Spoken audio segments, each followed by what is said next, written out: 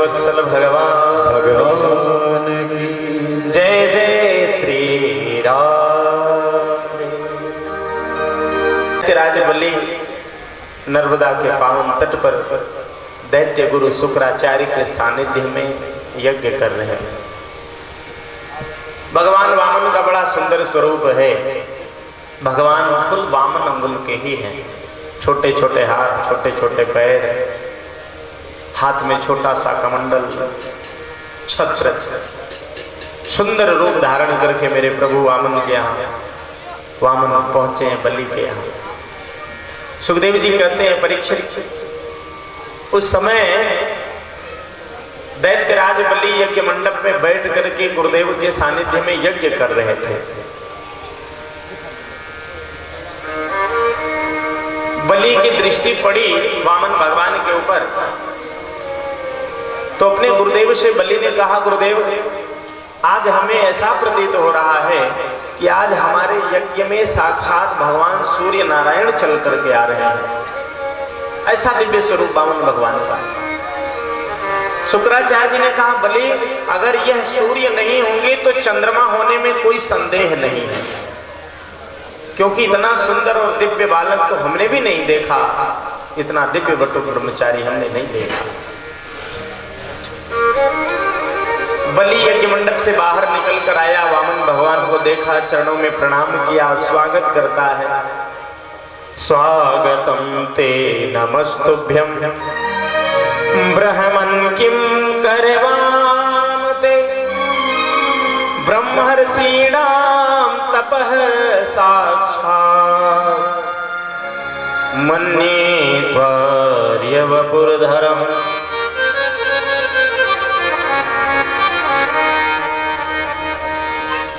बलि कहता, प्रभु आपका स्वागत है, सुस्वागतम, आप हमारे यहाँ पधारे, आपका स्वागत है। हमें तो ऐसा प्रतीत हो रहा कि साक्षात भगवान नारायण हमारे यहाँ चल करके आए। भगवान वामन विचार करते, चलो अच्छा हुआ ये भी पहचान नहीं रहा। बलि कहता है, प्रभु आज हमारे जन्म जन्मांतर के पुण्यों का उदय हुआ और आज तो हमारे पितृ भी बड़े धन्य होंगे। क्यों? अद्योग नये में सुहृदा यथा मनुः द्विजात्म तच्चरणे वने जनैः हतां हसोऽभिर्यं च भूरहो तथा पुनीता तनुभिः समीहसे। हे प्रभु, जब दरवाजे पे संत ब्राह्मण का आगमन होता है तो पितरों को बड़ी प्रसन्नता होती है।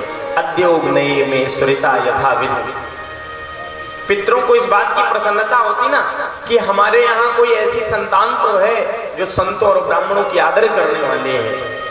तो प्रभु आज हमारे पितृलोक में पितृ निवास करने वाले वो भी धन्य हो गए हैं, जो आप जैसे महापुरुष का, आप जैसे बटु ब्राह्मण का मेरे यहाँ आगमन हुआ है। प्रभु क्या देवें आपको दान में, जो मांगे वो दे दें आपको दान में। भगवान वामन चुप रहे, कुछ बोल नहीं रहे। शुक्राचार्य जी ने कहा, बलि क्यों बोल रहा तू? देख नहीं रहा इनके हाथ में माला झोली अभी जप कर रहे हैं, और जब तक जप ना पूरा हो तो कैसे बोलेंगे? तो बलि की श्रद्धा और बढ़ गई। थोड़ी देर के बाद भगवान वामन का जब पूरा हुआ, भगवान वामन ने कहा, बलि आपके पिता जो विरोचन थे वो भी बड़े दानी थे, आपके बाबा जो प्रहलाद थे वो भी बहुत बड़े दानी थे, और बलि अगर दान करने की बात आप कर रहे हो, देने की बात आप कर रहे हो, तो इसमें कोई संदेह नहीं है, क्योंकि ये दान करने वाली जो परंपरा ये पूर्वजों से चली आ रही है। पूर्वजों से ये परंपरा चली आ रही है। सही है, जिनके घरों के पूर्वज धर्मात्मा रहे होंगे या हैं, तो आने वाली पीढ़ी में जो संतान है तो वो धर्मात्मा तो होंगे, धर्म कर्म में उनका भी मन लगेगा। अब पूर्वज ही कृपण रहे हों, पूर्वज ही धर्म कर्म में ना लगे रहे, तो फिर आने वाले समय में लोगों को कैसे पता चलेगा? तो बलि तुम्हारे पिता विरोचन वो भी दानी थे, बाबा प्रहलाद वो भी दानी थे, बलि तुम दान की बात करते हो तो कोई आश्चर्य नहीं है। बलि की श्रद्धा और बढ़ गई। ये तो हमारे पूर्वजों का भी नाम जानते, उनसे भी परिचित हैं। बहुत प्रसन्न होगा। बलि कहता प्रभु क्या देवे दान में? अगर आपके पास रहने के लिए घर ना हो तो कहिए स्वर्ण का भवन ही बना करके दान में दे दे।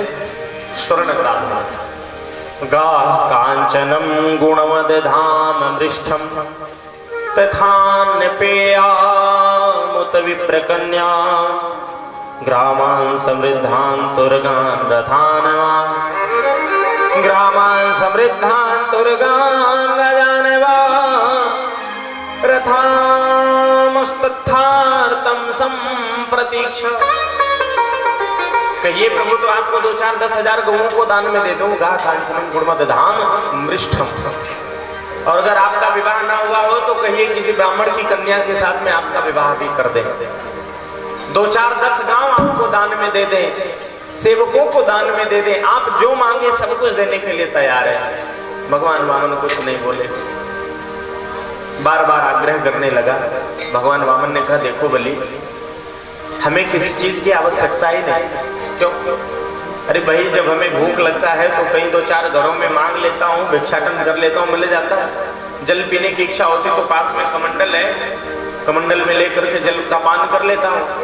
और सोने तो आप कैसे खाली हाथ जाओगे?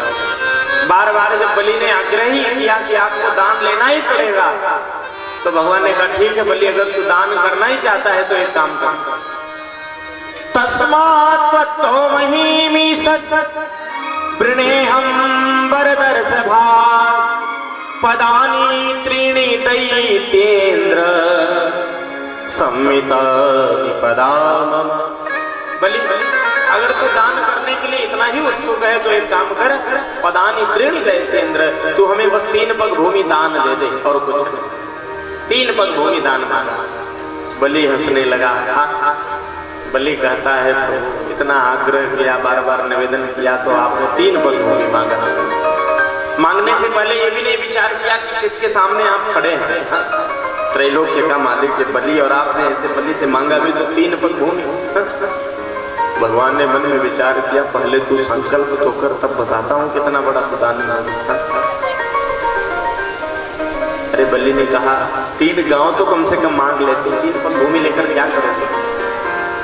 भगवान ने कहा देखो बलि में वामन वो छोटा और जितनी आवश्यकता हो व्यक्ति को उतना ही लेना चाहिए। आवश्यकता से जब अधिक धन वैभव हो जाता है तो बुद्धि में विकृति उत्पन्न हो जाती है। तो अगर तेरी इच्छा हो तो 3 पग भूमि दान दे, अन्यथा मैं यहाँ से चलता हूँ, मुझे यहाँ कोई आवश्यकता नहीं। अरे बलि ने कहा प्रभु नाराज मत होइए, जहाँ से इच्छा हो वहीं से 3 पग भूमि नाप लीजिए। भगवान ने कहा मूर्ख, दान भी देने नहीं आता, ऐसे कैसे नापना? अरे तू भूमि दान कर रहा है और ब्राह्मण को बिना संकल्प किए भूमि का दान कैसे करेगा? संकल्प तो कर। आपने तीर्थ यात्रा में देखा होगा, यात्रा में जो तीर्थों में पंडा बाबा रहते हैं संकल्प करा लेते हैं। आप कहेंगे महाराज जी है नहीं हमारे पास बाबा, तो कहेंगे कोई बात नहीं आप संकल्प कर लो, हम तो आकर ले लेंगे। तो एक बार संकल्प अगर हो गया तो उसे पूरा करना ही पड़ता है। अगर आपने मानसिक संकल्प भी कोई कर लिया तो उसे पूरा करना पड़ता है। भगवान ने सोचा पहले संकल्प कर लेगा बलि तो बच जाएगा, फिर पीछे तो नहीं हटेगा, क्योंकि लेते समय तो वामन है और जब लेना होगा तो फिर विराट बनेंगे। संकल्प करने के लिए जब बलि तैयार हुआ तो शुक्राचार्य जी दौड़ करके आए। शुक्राचार्य जी बलि के हाथ को पकड़ के दूर किनारे ले गए और ले जाकर के कहा बलि एक बात बता, तूने इन्हें कुछ दिया तो नहीं? नहीं गुरुदेव दिया तो नहीं है, परंतु देने के लिए संकल्प किया है। तो बलि गड़बड़ हो जाएगा। क्यों? अरे बलि ये कोई वामन नहीं है, ये कोई साधारण नहीं है, ये साक्षात नारायण है। एष वैरोचने साक्षात भगवान विष्णुरव्यजः कश्यपा अदितोर्जाता देवानां कार्य साधकः।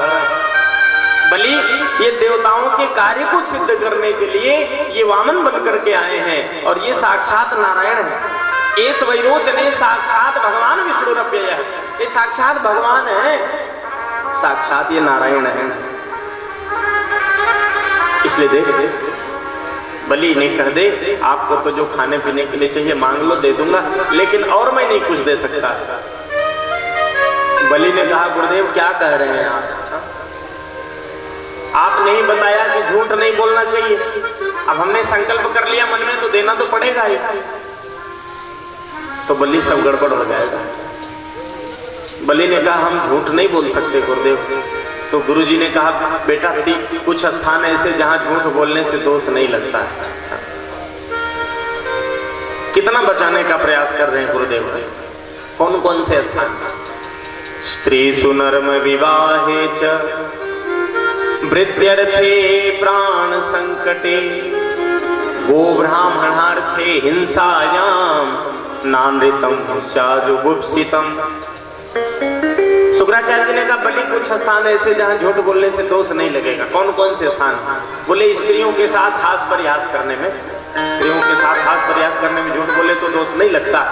किसी कन्या के विवाह में कोई बाधा उत्पन्न हो रही हो और आपके झूठ बोलने से विवाह हो जाए तो दोष नहीं लगता। वृत्यर्थे प्राण संकटे, किसी ब्राह्मण का प्राण संकट में हो, सज्जन का प्राण संकट में हो और आपके झूठी गवाही देने से प्राण बच जाए तो दोष नहीं लगता। किसी गौ की हिंसा हो रही हो, किसी जीव की हिंसा हो रही हो, आपके झूठ बोलने से प्राण बच जाए तो दोष नहीं लगता। किसी का संपूर्ण धन लुट जा रहा हो और आपके झूठ बोल देने से धन बच जाए तो दोष नहीं लगता। बलि ने कहा गुरुदेव सब कुछ ठीक है, लेकिन ये जो झूठ आपने हम नहीं बोल सकते। शुक्राचार्य जी ने कहा बलि फिर देख अगर तू मेरी बात नहीं मानेगा तो गड़बड़ हो जाएगा। बलि ने कहा गुरुदेव कुछ भी हो जाएगा। देखो अभी बलि के ऊपर गुरु की कृपा है, शुक्राचार्य जी की कृपा है। जब तक गुरु की कृपा है बलि के ऊपर तब तक भगवान भी छल नहीं सकते। शुक्राचार्य जी ने कहा बलि तू मेरी बात मान नहीं तो गड़बड़ होगा। बलि ने कहा गुरुदेव हम आज तक पूरी बात आपकी माने, आज हम नहीं मानेंगे। शुक्राचार्य जी ने कहा बलि तू मेरी बात नहीं मानेगा तो मैं श्राप दे दूंगा। बलि ने कहा वो भी लेने के लिए स्वीकार तैयार है। शुक्राचार्य जी ने कहा बलि तू मेरी बात नहीं मान रहा तो श्राप देता हूं, तो श्री से हीन हो जाएगा। श्री अर्थात लक्ष्मी। अब गुरु की कृपा बलि के ऊपर से हट गई। गुरुदेव ने श्राप जो दे दिया अब बलि को कोई नहीं बचा सकता। जब तक गुरु की कृपा थी तब तक नारायण भी बलि को नहीं छल सकते थे। अब गुरु की कृपा हट गई तो कोई बचा भी नहीं सकता। बलि आया, भगवान से का नाम लीजिए। भगवान ने कहा संकल्प तो करो। कमंडल से जल निकालने लगे तो जल निकला नहीं। अन्य पुराणों में ऐसा वर्णन आया, भागवत में तो नहीं परंतु अन्य पुराणों में ऐसा वर्णन है कि शुक्राचार्य जी इतना होने के बाद भी सूक्ष्म रूप धारण करके कमंडल के छिद्र में बैठ गए। जो कमंडल से जल निकलता ना टोटल, उसमें बैठ गए कि जल निकलेगा नहीं, हाथ में जल पहुंचेगा नहीं तो संकल्प पूरा नहीं होगा, और जब संकल्प पूरा नहीं होगा तो जो हमारा चलवा बलि वो लूटेगा नहीं। भगवान समझ गए जब जल निकालने लगे कि जल नहीं निकला तो समझ गए शुक्राचार्य जी गड़बड़ की। भगवान ने कुश को उठाया और उस कमंडल के टोटी में जैसे ही डाला क्षेत्र में तो शुक्राचार्य जी का एक नेत्र चला गया। मानो भगवान कहना चाहते हैं कि गुरु को हमेशा एक दृष्टि से देखनी चाहिए, गुरु की दृष्टि में भेद नहीं होना चाहिए, समस्त संसार को एक दृष्टि से देखना चाहिए। जल लिया, भगवान ने संकल्प किया, संकल्प पूरा हुआ। भगवान ने कहा बलि प्रणाम होकर बलि भगवान वामन के चरणों में साष्टांग लेटा प्रणाम करने के लिए, और जैसे ही साष्टांग लेटा तो देखते ही देखते भगवान वामन विराट रूप धारण कर। बोलिए विराट भगवान की जय। देखते ही देखते भगवान विराट रूप धारण कर लिए। बलि जब प्रणाम करके खड़ा हुआ तो देख रहा भगवान दिखाई नहीं दे, इतना विराट रूप। एक पग उठाया भगवान ने रखा, ब्रह्मलोक में पहुंचा। ब्रह्मा जी ने कमंडल से तुरंत जल लिया, भगवान के चरणों को धुल करके और उस जल को अपने कमंडल में रख लिया। श्रम जल बिंदु कमंडल रखा। 2 पग में भगवान ने सब कुछ नाप लिया, त्रैलोक्य की संपत्ति प्रभु ने नाप लिया। तीसरा पग बलि के पास बचा ही नहीं देने के लिए भगवान ने कहा तो तुझे कारागृह में रहना पड़ेगा, तुझे दंड मिलेगा।